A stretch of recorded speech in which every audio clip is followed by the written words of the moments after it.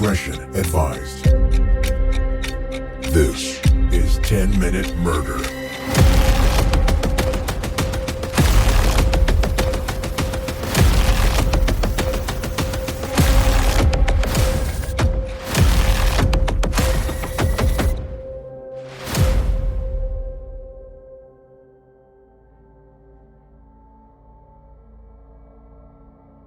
August 14th, the summer of 2022. A couple just at the start of their journey into adulthood headed out for a day of hiking in the Talladega National Forest in Alabama. It was a Sunday. The sun was shining and school started that Monday. The only thing left to do was squeeze in one last trip out to see the waterfalls before these two young people had their very first classes of the semester at the University of Central Florida the following day. 22-year-old Adam Simji and Michaela Paulus, who was only 20 years old at the time, had been out to the park many times before that fateful Sunday. In fact, the forests in the national park were some of Adam's favorite places to go, especially when he could go there when the weather was good and he had his girlfriend Michaela by his side. The young couple set out pretty early that morning and were already driving around the park around 10 o'clock when they spotted something on the side of the road that made them pull over and stop the car. A young woman had flagged them down. Right beside her was a broken-down vehicle of her own that she needed help with. 21-year-old Yasmin Hyder was camping up in the woods with her friend and was on her way into town to pick up some much-needed food and supplies when her friend's car had suddenly stopped working. Yasmin was then left stranded on the road, and that's why she'd stopped Adam and Michaela to ask her for help. Adam did not hesitate. He jumped right in. Both he and Michaela spent over an hour with Yasmin on the side of the park road, desperately trying to fix her car. They even called some of their relatives for advice on what to do, and they still couldn't get Yasmin's car running. They even offered to go and get her help at the closest ranger station. That was how much both Adam and Michaela wanted to help Yasmin, and that was why Yasmin's sudden shift in demeanor caught them so off guard. After all of that time and effort the two of them had just put into trying to help her, Yasmin pulled out a gun she'd been hiding from them this whole time and started barking out orders. In another surprising and chilling twist in this case, she then filmed herself marching Adam and Michaela into the forests that surrounded the park road. Now concealed from any potential witnesses that may drive by, Yasmin demanded Adam and Michaela's banking information, still recording herself in what would turn out to be a horrifying and grisly archive of someone's final moments. The video shows her giving one last order to the couple as she marched them into the woods, and that was for them to drop their phones. It was after this that all hell broke loose. In another unexpected twist of the case, while Adam dropped his phone onto the forest floor that day, he pulled out his own surprise for Yasmin, a 9mm gun that he'd been hiding himself. Adam then ordered Yasmin to put down her weapon, and a fragile stalemate ensued. "Are you serious?" Yasmin asks on the recording, but then she pulled the trigger before anyone could respond. Her gun jammed, and while she was rushing to get it working again, Adam threw himself in the line of fire to protect Michaela. He shot at Yasmin, but by then Yasmin had a working weapon as well. It was only 11:30 Sunday morning when the nearby ranger station that Adam and Michaela had just offered to get Yasmin help from received a call reporting a shootout in the forest. While their ranger teams began the long drive up into the mountain to reach the chaotic scene, Yasmin and Adam were just about done exchanging blows. Yasmin had been shot several times in the chest. Adam had been shot only once, but by another twist of fate, he'd come out on the bottom. "Why did you shoot?"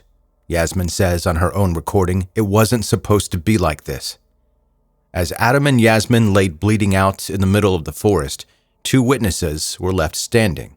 One was the terrified 20-year-old Michaela, and the other, a 37-year-old woman who'd only tangled the thread of the story even further. Crystal Diane Pinkins had also been on the side of the road that day and a witness to the shootout that went down between Adam and Yasmin, but she was also tied to the case in many more ways than that. Not only was she the owner of the car that Yasmin had been trying to get Adam and Michaela to fix, but she was also the friend who'd set up camp with Yasmin somewhere out in the park. Adam was fighting to save Michaela and his own life. Michaela spotted Crystal hiding in the trees and pleaded with her to go and get help. Crystal, either terrified herself or torn between helping her friend and the absolute insanity that their attempted robbery had descended into, turned tail and ran. Realizing that Crystal wasn't going to help them, Michaela then changed tracks, and as the shots died out, she made a run for her phone and called the emergency services. Now knowing that help was finally on the way, Michaela rushed back to Adam, who was lying not far from where Yasmin was. Both shooters were incapacitated by then, but Adam was in really bad shape. Michaela then desperately began performing CPR to try to keep her boyfriend alive until paramedics could get there. But because of how far they were out into the park that day, it took first responders a very long half an hour to reach the site. When they got there, they walked onto the scene where Michaela was still performing CPR on Adam, but Adam was gone. Beside them, his killer still laid bleeding out and alive and awake enough to start making demands all over again. As paramedics began addressing the gunshot wounds on her chest, Yasmin kept asking how much trouble she was in. Quote, "I know I'm going to get time for this," she said. "I just want to know how much." While Yasmin was first taken by ambulance and then airlifted to the hospital, investigators at the scene had to now interview the very distraught Michaela. Still reeling from her shock and grief, Michaela managed to give an account of what happened and a description of the woman she'd seen disappear back into the forest during the shootout. Piecing together the bits of information that Yasmin had drip-fed the couple as they tried to fix her car that morning, the investigators determined that there was a camp nearby where a known number of people were living off-grid. These people were more than likely armed and, if Yasmin was anything to go by, dangerous. Teams of investigators and rangers scoured the area and even brought in sniffer dogs to locate this camp and anyone else who could be involved in Adam Simji's murder. Only about half a mile away, those teams found what they were looking for: an armed camp and the scene of another potential shootout. They managed to catch the woman standing outside of a tent on her own off guard, but as the police were shouting for her to lie down on the ground, another person approached the scene wielding a shotgun. What followed was an incredibly tense stalemate, one where the police found themselves facing a loaded weapon and not wanting to be the first ones to shoot. This case made another unforeseen and unbelievable twist yet again when Crystal's son approached the camp with that loaded shotgun in his hands, and yet another twist when officers realized that Crystal's son was only 5 years old. The police asked the child to put the gun down, but the boy could see his mother lying on the ground outside the tent that the three of them had been all living in, and he was afraid. Probably not knowing what else to do, the boy started slowly stepping over to his mother, but he was still holding on to the shotgun. Everything could devolve again in a split second, and someone else could potentially end up dead if the police didn't get this situation under control quickly. Everyone had to watch and wait to see what the boy would do. No one there wanted to be the reason why this case would erupt into another shootout, especially when it involved a 5-year-old child. The boy inched over to his mother, and eventually he did put the gun down. He was just a kid, and he was scared by all the people suddenly turning up at their camp, and at the end of things, he just wanted his mother.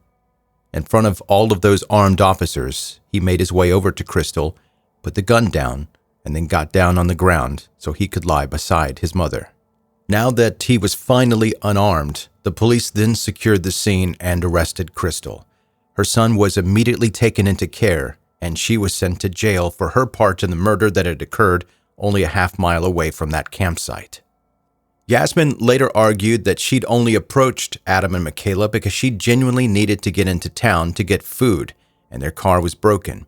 She said that the situation had just escalated so quickly, and she would have been happy enough to get a ride into town instead of the whole thing turning into a shootout that had left Adam dead.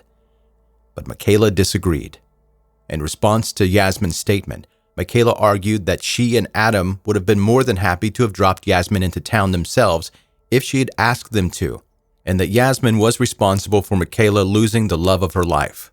In a later social media post, Michaela wrote, quote, "My reason for being, my soulmate, my life partner, the future father of my children, died in the middle of a state park in Alabama. No words can begin to describe the shock and pain I'm in. Adam is the best person I've ever met on the face of this entire planet. He was the most pure soul, and he made sure I knew I would be safe when I was with him. It comforts me to say he passed in one of his favorite places, the forest in the mountains. No other scenario could match this pain. I wish I could hold your hand one last time." Both Yasmin and Crystal pled guilty in federal court. Yasmin was found guilty of second-degree murder, kidnapping, and robbery, and received 35 years in prison.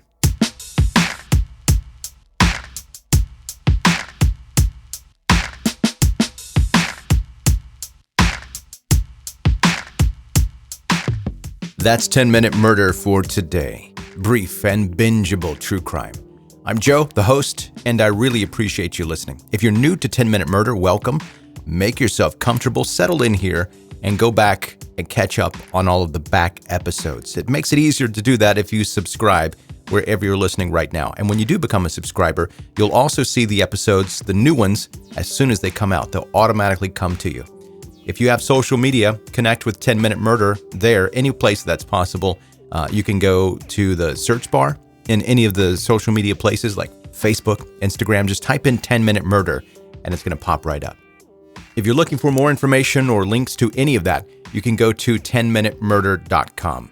And coming up on the next episode of 10-Minute Murder, we're going to talk about a case all of these cases are disturbing, but the ones that particularly get to me are the ones that involve kids. And the one coming up next is about Danielle Van Dam, who was kidnapped and murdered by a neighbor. Now, the story's interesting because the father thought that the little girl was asleep in the bed. They had a security system, an alarm system, and it did go off, but he just still assumed that she was asleep in the bed. It went off twice. And when they woke up the next morning and saw that she wasn't there, they were like, "Oh, the security alarm. We should have checked the bed." But that's a story you're going to hear about next on 10-Minute Murder. Thank you for listening. I'll catch you on the next one. Bye.